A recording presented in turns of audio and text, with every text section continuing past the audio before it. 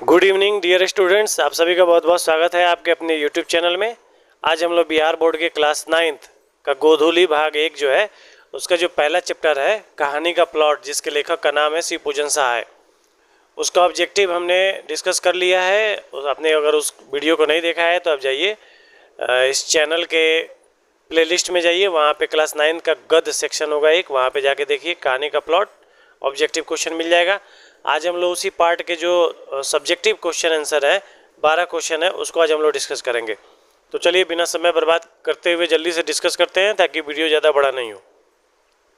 पहला क्वेश्चन ये है, लेखक ने ऐसा क्यों कहा है कि कहानी लिखने योग्य प्रतिभा भी मुझ में नहीं है जबकि यह कहानी श्रेष्ठ कहानियों में एक है। देखिए, एक मेरी बात आप अच्छे से समझिए, किसी भी कहानी को अगर आप अच्छे से समझ गए तो उसे रट कर लिखने की ज़रूरत नहीं है। अगर आप समझ गए तो खुद से बना के उसको अच्छे तरीके से लिख सकते हैं। देखिए आंसर देखिए क्या है, लेखक शिव पूजन सहाय ने अपनी नम्रता और सादगी के कारण ऐसा कहा है। ठीक है, अपनी नम्रता और उन्होंने अपनी सादगी के कारण ऐसा कहा है। वे खुद को बहुत बड़ा कहानीकार नहीं मानते हैं, फिर भी यह रचना समाज में सच्ची एवं दर्द भरी हकीकत को दिखाने के कारण क्या होता है, श्रेष्ठ मानी जाती है। ठीक है, चलिए दूसरा नंबर देखिए, लेखक ने भगजुगनी नाम ही क्यों रखा।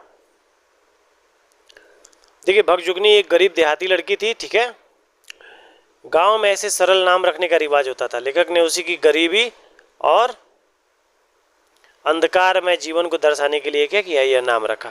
ठीक है, चूंकि यह गांव की कहानी है इसलिए देहाती नाम भी उसको सूझना था और इसलिए उसने क्या रखा, भगजुगनी रखा। तीसरा नंबर क्वेश्चन देखिए, मुंशी जी के बड़े भाई क्या थे। ये सभी प्रश्न आपको सिर्फ 2 नंबर के लिए ही आएंगे। आप एक लाइन में भी इसका जवाब लिखिएगा तब भी आपको 2 नंबर आराम से मिलेगा एग्जाम में। मुंशी जी के बड़े भाई क्या थे। मुंशी जी के बड़े भाई पुलिस विभाग में क्या थे, दरोगा थे। दरोगा या थानेदार जो भी कहिए, हालांकि किताब में दरोगा रखा है तो अब दरोगा ही लिखिएगा। चौथा नंबर क्वेश्चन देखिए, दरोगा जी की तरक्की रुकने की वजह क्या थी।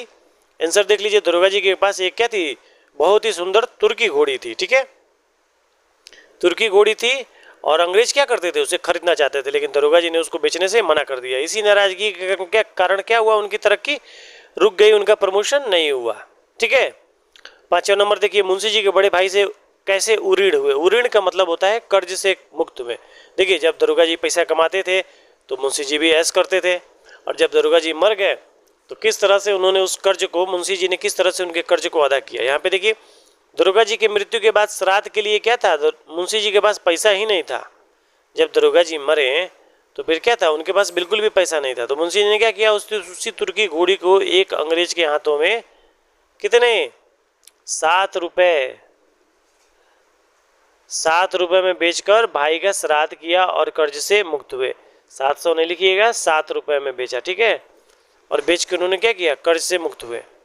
आगे देखिए, थानेदार की कमाई और फूस का तापना दोनों बराबर है। लेखक ने ऐसा क्यों कहा है। देखिए जिस तरह से खास फूस में जब आग लगाया जाता है तो वो खूब तेजी में आग लगती है, जलती है और जल के क्या होता है, तुरंत बुझ जाती है।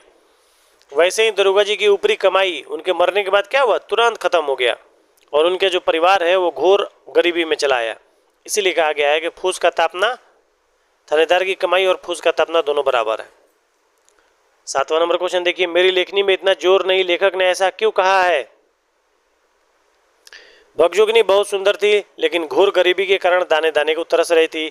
उसकी इस दयनीय हालत को शब्दों में बयां करना, ठीक है, लेखक अपनी क्षमता से बाहर मानते हैं। ठीक है, कोई भी जब कहानी होती है तो आप जब उसको लिखते हैं तो वो इस तरह से होनी चाहिए कि क्या हो, जो भी पाठक हैं, जो भी उसे पढ़े, वो पूरी तरह से उसमें खो जाएं, उनके मस्तिष्क में, उनके पटल पर वो कहानी पूरी तरह से छप जाए, वो दृश्य छप जाए। इसीलिए इन्होंने कहा है कि वो बहुत सुंदर थी, गरीबी के कारण दाने दाने को तरस रही थी, और इस दयनीय स्थिति को बयां करने के लिए लेखक क्या कहता है, ये मेरी क्षमता से बाहर है। 8वां नंबर क्वेश्चन देखिए, भगजुगनी का सौंदर्य जो उसका रूप था वो क्यों नहीं खिल सका। भाई सिंपल सा बात है, गरीबी के कारण। आंसर देखिए, घोर गरीबी, कुपोषण, अच्छे कपड़े और पेट भरकर भोजन न मिलने के कारण भगजुगनी का सौंदर्य क्या हुआ, नहीं खिल सका। ठीक है, सिंपल सा आंसर है, आराम से एक लाइन में, ज़्यादा बड़ा आपको लिखने की जरूरत नहीं है, एकदम सिंपल और एकदम सरल भाषा में इसको मैं लिख के ले आया हूँ। ठीक है, 9वां नंबर देखिए, मुंशी जी गल फांसी लगाकर क्यों मरना चाहते थे। देखिए अपनी लाडली बेटी भगजुगनी को ठंड में तड़पते और भूख से बिलखते देखकर मुंशी जी क्या हो गए थे, बहुत ही ज़्यादा लाचार हो गए थे, और इसी दुख में क्या थे, वे फांसी लगा के मर जाना चाहते थे। जब भगजोगनी आके उनके पास आके कहती थी बाबूजी भूख लगी है बहुत ज़ोर से, तो वो क्या होता था, वो बहुत ज़्यादा हीन महसूस करते थे और मन करता था कि हम कितने असहाय हैं कि अपनी एक सुंदर बेटी का पेट भी हम अच्छे से भरण पोषण नहीं कर पा रहे हैं। 10वां नंबर क्वेश्चन देखिए, भगजोगनी का दूसरा वर्तमान नवयुवक पति उसका ही सौतेला बेटा है। यह घटना समाज की किस बुराई की ओर संकेत करती है और क्यों करती है? देखिए, पहली चीज़, यह जो घटना है वो अनमेल विवाह, क्योंकि एक लड़की जो है वो 16 साल की है और जो लड़का है वो कितना साल का है, वो 42 साल का लड़का है।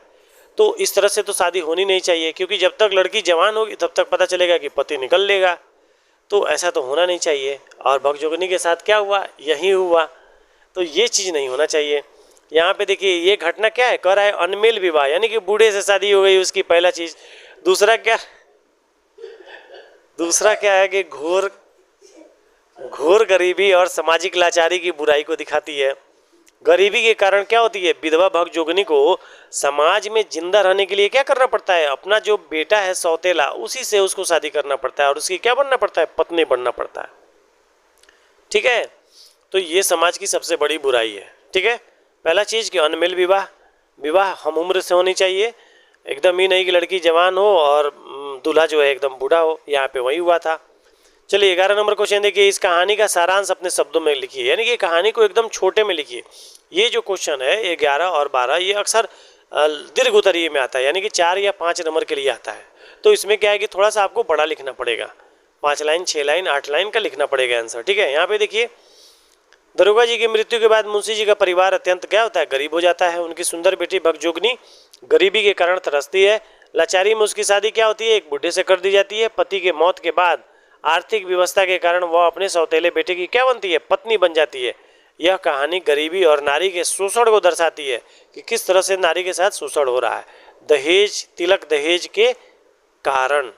ठीक है, अगला देखिए 12 नंबर क्वेश्चन देखिए, आशय स्पष्ट करें। ये स्वाभाविक से ये जो प्रश्न है ये 4 नंबर या 5 नंबर के लिए आता है। ठीक है, पहला जो है संदर्भ दिया है, जो जीभ एक दिन में बटेरों का शोरबा सिकुड़ती थी, चंद चने चबाकर दिन गुजारने लगे। देखिए, बटेर एक चिड़िया है, उसको बड़े चाव से हमारे भारत में क्या होता है, पका के खाया जाता है। और उसका शोरबा का मतलब हो गया जो सीरा होता है, आप जब कोई चीज़ खाते हैं तो होता है ना, तो यहाँ पे कहा गया है बटेरों का शोरबा सिकुड़ती थी, मतलब खूब परेवा एकदम खाते थे ठाट बाट से। देखिए, यहाँ पे कहा जा रहा है कि दरोगा जी के रहते हुए मुंशी जी क्या करते थे, ठाट बाट से अपनी ज़िंदगी जीते थे, ठाट बाट से अच्छा खाना खाते थे। लेकिन जैसे ही वो मरे, क्या हुआ, वो तुरंत घोर गरीबी में आ गए।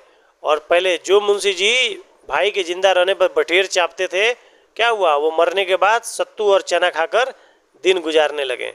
यह समय के क्रूर बदलाव को क्या करता है, दर्शाता है। हालांकि ये आंसर लिखने से पहले आप अगर ये लिखते हैं कि प्रस्तुत पंक्तियां हमारे पाठ्य पुस्तक गोधूली भाग 1 के कहानी के प्लॉट शीर्षक पाठ से लिया गया है, जिसके लेखक का नाम शिवपूजन शाह है। अगर ये ऊपर आप ये ऐड कर देते हैं तो आपको और अच्छा नंबर मिलेगा। पहले संदर्भ, फिर उसके पीछे ये आशय या व्याख्या। ठीक है, दूसरा देखिए, दूसरा है ख, सचमुच गरीबी की कब्र पर पनपी हुई, अमीरी की कब्र पर पनपी हुई गरीबी बड़ी ही जहरीली होती है। इसका भी आप संदर्भ कैसे लिख सकते हैं, प्रस्तुत पंक्तियां हमारे पाठ्य पुस्तक हिंदी के गोधूली भाग 1 के कहानी के प्लॉट शीर्षक पाठ से लिया गया है, जिसके लेखक का नाम क्या है, शिवपूजन शाह है। फिर उसके नीचे क्या करिएगा, आप एक लाइन छोड़ के आशय लिखिएगा, फिर लिखिएगा इसमें क्या कहा है उन्होंने, लेखक ने, जो व्यक्ति पहले अमीर रह चुका है और उसके लिए अचानक आई गरीबी बहुत ही असहनीय और दुखद होती है। पुरानी अमीरी की यादें गरीबी के दर्द को और ज़्यादा बढ़ा देती है। बिल्कुल सही बात है। अगर आपकी ज़िंदगी पहले खूब ऐशो आराम से कट रही है और अचानक से आपके साथ कोई हादसा हो जाए और आप एकदम गरीबी में आ जाएं, तो आपके ऊपर जब आप याद कीजिएगा कि वो भी क्या वक्त था, कितना ऐश से ज़िंदगी चलता था, और अभी का क्या वक्त है, कैसे थे, क्या से क्या हो गए, तो वो दर्द बहुत बड़ा दर्द होता है। देखिए, यहाँ पे हमने कोशिश किया है बहुत ही सरल भाषा का इस्तेमाल करके इन सभी प्रश्नों का उत्तर आपके सामने लाने के लिए। आप इसको अपने कॉपी में आराम से क्वेश्चन और आंसर करके आप लिख लीजिए, लिख के इसको याद कर लीजिएगा। ये एग्ज़ाम में आपके आएगा, और आपको एग्ज़ाम में जैसे त्रैमासिक बीत चुका है, हाफ ईयरली आएगा, फिर आपका एनुअल आएगा, उसमें ये सभी काम आएंगे आपके। ठीक है, आप इसको लिख लीजिए, नहीं लिखिएगा तो यहाँ से भी आप इसको याद कर सकते हैं। वीडियो को आपसे यही रिक्वेस्ट है, शेयर कीजिए अपने दोस्तों के पास। जो भी आपके दोस्त हैं जो कोचिंग नहीं पढ़ते हैं, विद्यालय नहीं जा पाते हैं, उनके पास शेयर कीजिए और मन लगा के पढ़ाई कीजिए। चैनल को सब्सक्राइब कर लीजिए, लाइक कर लीजिए, कमेंट कीजिए। बहुत बहुत धन्यवाद।